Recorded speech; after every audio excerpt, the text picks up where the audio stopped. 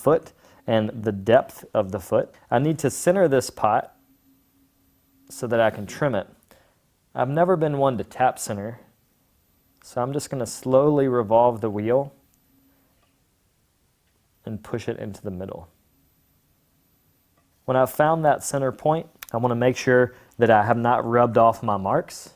So they're still there, and now I can push this clay down to the base. Because I have an undulating rim, I need to make sure when I push this clay down that I'm really pushing the clay to the bat and not to the pot, because that will ruin the alteration that I've made.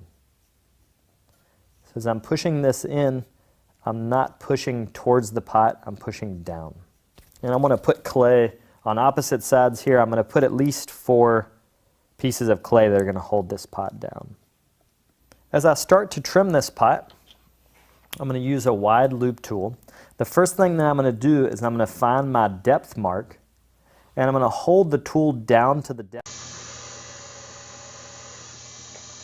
And harden it off using my rib.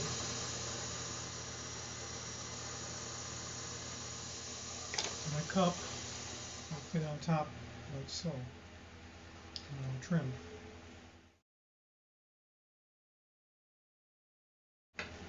So the first cup, I check how far I have to trim it, center it on the chuck,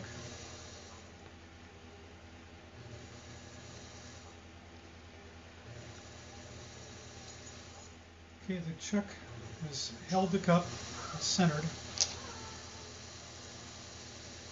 Right, on the tools page, and I worked hard at finding the right foam for these bats.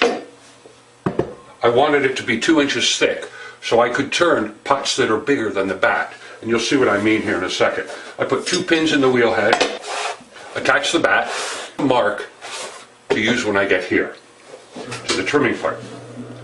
I'm going to set this on here, I'm going to knock it into center. Now, because we haven't got clay, little pads of clay holding the plate to the wheel head, you've got to be able to pressure the plate down here. So again, it will be tap centered into the middle, and to hold the bowl onto the wheel, again we use an upside down flat lid, and by applying pressure on that lid, it gives it a wider surface area. Right, now we're going to turn this bowl, which we threw the other day, so we're just going to wet the rim, and we've wet the bat there, not wet, but put that on there,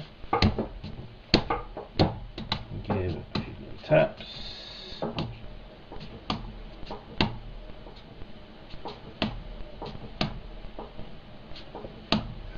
Bit of a kink in it, this one. Very slight kink. Okay. Give him a press down. Now, using my turning tool, which is made out of a bit of... Flip it upside down and put it back on the wheel. And you're going to want to use the concentric rings to help you get it centered. So just eyeball it on center.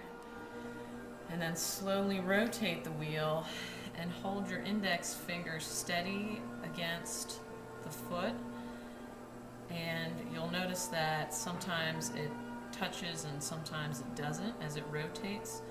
So when it touches your finger, stop the wheel and move the pot opposite your finger just a little bit, and you'll have to repeat that until your finger being held steady makes constant contact with the wheels, or with the pot as it spins.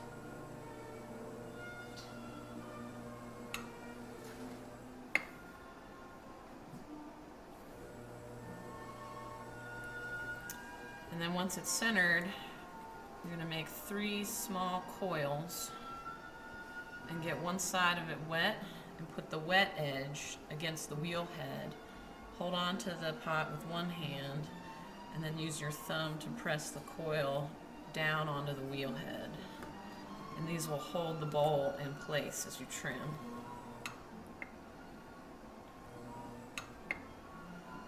So put them about equal distance apart from each other.